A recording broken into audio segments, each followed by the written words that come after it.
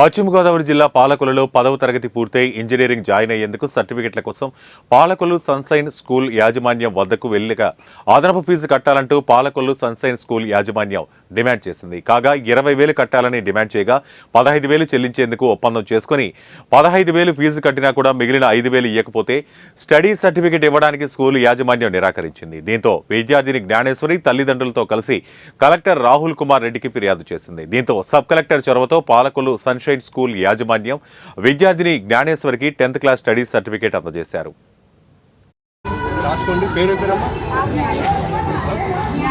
జ్ఞానేశ్వరి ఏ school అన్నారు? 4 రోజుల నుంచి చెప్పలు పెడతారండి. ఆయన చెప్పిన ఇవ్వట్లేదండి.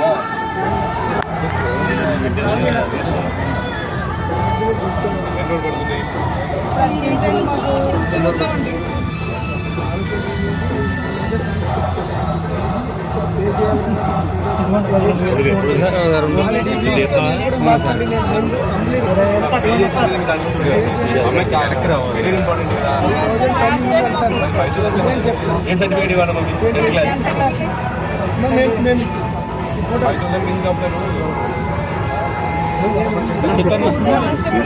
అమ్మ చెప్పు చెప్పమ్మా.